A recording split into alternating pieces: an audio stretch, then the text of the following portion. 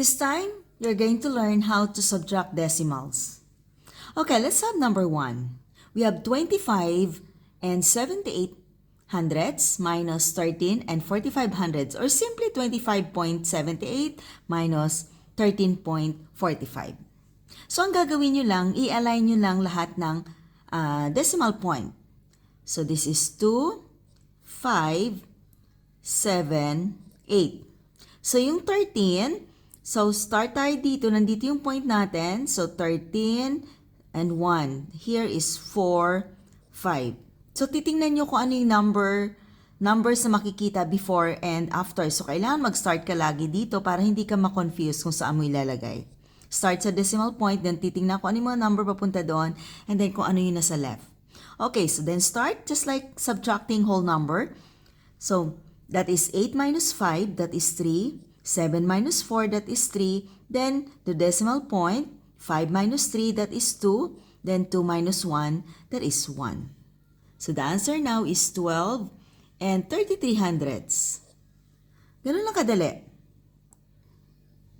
Okay, next. Let's erase this one. Next, we have 167 and 7 tenths minus 16. So, ang point dapat nandito. So, ano yung numbers sa left side? So, 6, 1. Sa right side, 7, 8. So, napansin nyo, wala siyang katapat. So, pag ganon, lagyan nyo siya ng 0. Okay. So, then, subtract. 0 minus 8 cannot be. So, borrow 1 from 7. This becomes 6. This becomes 10. That 1 is equivalent to 10. The 10, right? That's why it's 10 now. So, this is 10 minus 8. That is 2.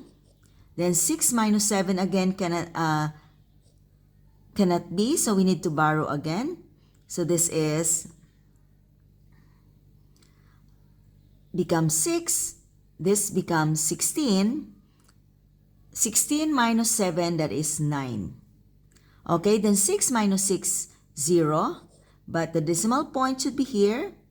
And then 6 minus 1, that is 5. And then bring down 1. So 150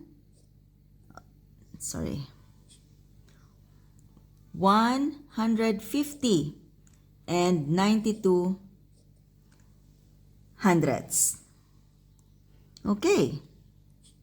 Next, last number. We have 45 and 90 hundredths, or 45.90. And then we have 97 hundredths, or 0.97. So, nandito ang point natin. 9 nandyan, 7 nandito, then lagyan nyo ng 0 dyan. Okay? Subtract. Again, 0 minus 7, so we need to borrow 1. This becomes 8. So, 10 minus 7, that is 3. This is 8, but 8 minus 9 cannot be, so we need to borrow 1 again. That makes it 18. So, 18 minus 9, that is 9. 4 minus 0 is 4, then bring down 4. So, the decimal point is here. So, we have 44 and 93 hundredths. So, ganun lang kadali kung paano mag-subtract ng decimals. See you in the next one on dividing and multiplying decimals. Bye!